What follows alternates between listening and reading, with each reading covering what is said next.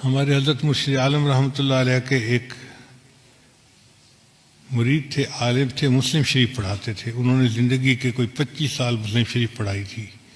ایک دن وہ کہنے لگے کہ حضرت میں آپ کو ایک عجیب واقعہ سناؤں. ان کو ضرور سنائیں.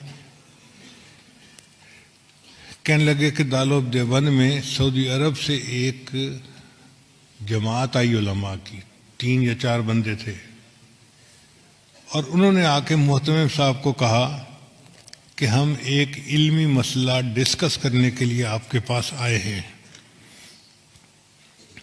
محتمم صاحب نے پوچھا کون سا مسئلہ؟ وہ کہنے لگے اس لیے کہ ہم سے پہلے سعودی عرب کے اوپر ترکوں کا قبضہ تھا، اور ترکوں نے قبروں کے اوپر بڑے گنبد بنائے ہوئے تھے اور کمرے بنائے ہوئے تھے اور عمارتیں بنائی ہوئی تھیں. تو ہم نے حدیث مبارکہ پڑھی جس سے ثابت ہوتا ہے کہ بنا علی القبور کی اجازت نہیں ہے، یعنی قبر کے اوپر آپ عمارت نہیں بنا سکتے.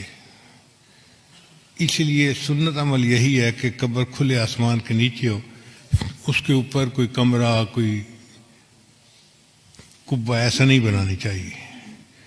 تو جنت بقیع میں جتنے قبے بنے ہوئے تھے ہم نے سب گرا دیے. اب مسئلہ آیا گنبد خضرا کا. تو کچھ علماء کہتے ہیں کہ حدیث مبارکہ کی روشنی میں ہمیں گنبد خضرا کو بھی گرا دینا چاہیے. تو ہم نے جو بادشاہ ہے اس کو اپنی ریکمنڈیشن دیں.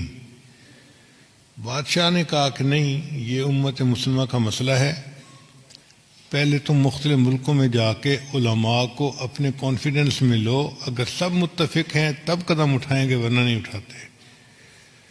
تو ہم علماء کی جماعت آپ سے بحث کرنے کے لیے آئے ہیں کہ کیا یہ حدیث مبارکہ صحیح ہے، اور اگر صحیح ہے تو اس پر عمل کرنا پڑے گا.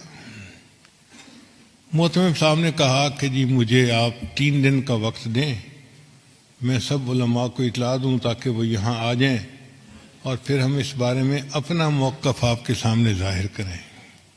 ان کا ٹھیک ہے، ہم 3 دن دارالعلوم میں مہمان بن کے رہتے ہیں. محتمم صاحب نے بڑے بڑے علماء کو دعوت دے کے بلا لیا. وہ فرماتے ہیں کہ دارالعلوم دیوبند میں وہ دیکھنے والا وقت تھا، بڑے بڑے سب علماء، جید علماء ایک جگہ پر جمع تھے، جبال العلم سب ایک جگہ اکٹھے تھے.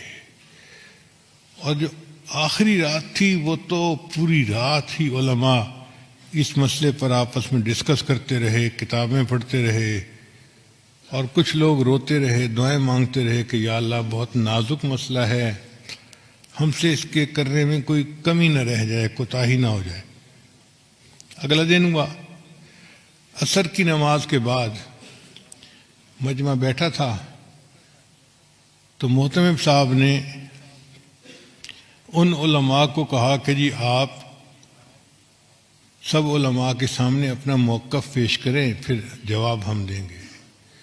تو ان کے جو امیر تھے وہ کھڑے ہوئے اور انہوں نے بیان کیا کہ بخاری شریف کی یہ حدیث ہے، اور اس سے ثابت ہوتا ہے کہ بنا علی القبور کی اجازت نہیں ہے.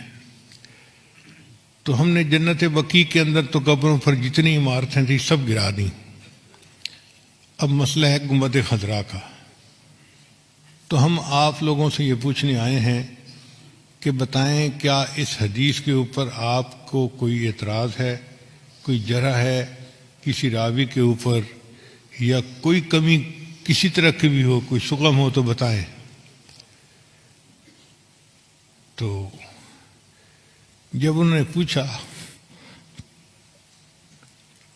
تو تھوڑی دیر کے لیے سارا مجمع خاموش. کہیں کہیں سسکیوں کی آواز آتی، علماء کی آنکھوں سے آنسو جاری تھے، اور وہ رو رہے تھے کہ اللہ ہم سے جواب دینے میں کوئی کوتاہی نہ ہو جائے، اور کوئی جرات نہیں کر رہا تھا اس کے جواب دینے کی. اتنے میں حضرت اقدس تھانوی رحمۃ اللہ علیہ کھڑے ہوئے، اور حضرت نے فرمایا کھڑے ہو کر الحمدللہ اللہ نے اس مسئلے میں مجھے شرح صدر عطا فرما دی ہے. تو اس نے پوچھا کہ شرح صدر سے کیا مراد ہے؟ حضرت نے فرمایا کہ شرح صدر یہ کہ یہ حدیث بالکل صحیح ہے، اس کے کسی راوی کے اوپر کوئی اعتراض نہیں ہے، کوئی جرح نہیں ہے، اور ہر لحاظ سے یہ حدیث صحیح بھی ہے سند متصل کے ساتھ، اور صحیح مضبوط ہے مضمون اس کا۔ تو جو ان کے امیر تھے وہ کہنے لگے کہ اس کا مطلب یہ ہوا کہ اگر یہ حدیث صحیح ہے تو پھر تو نص ہو گئی، اس کے اوپر عمل کرنا ہمارے لیے ضروری ہو گیا، تو کیا ہم گنبد خضرا گرا سکتے ہیں؟ تو حضرت تھانوی رحمۃ اللہ نے جواب دیا، یہی تو شرح صدر ہے جو اللہ نے مجھے عطا فرما دیا، حدیث بھی صحیح ہے لیکن آپ گنبد خضرا کو گرا نہیں سکتے۔ اس نے کہا آپ کیسی باتیں کر رہے ہیں؟ جب حدیث صحیح ہے تو پھر اس گنبد خضرا کو گرانے میں رکاوٹ کیا ہے؟ حضرت نے فرمایا اس کی وجہ یہ کہ حدیث پاک کے مطابق بنا علی القبور کی اجازت نہیں ہے، کہ قبر کے اوپر کوئی عمارت، کوئی کمرہ، کوئی جبہ کبہ بنانے کی اجازت نہیں ہے۔ گنبد خضرا کا معاملہ الگ ہے، یہاں عمارت پہلے تھی، یہ حجرہ عائشہ تھا، اور نبی اسلام کی قبر مبارک بعد میں اس کے اندر بنائی گئی، لہذا اب اس عمارت کو کوئی بندہ گرا نہیں سکتا۔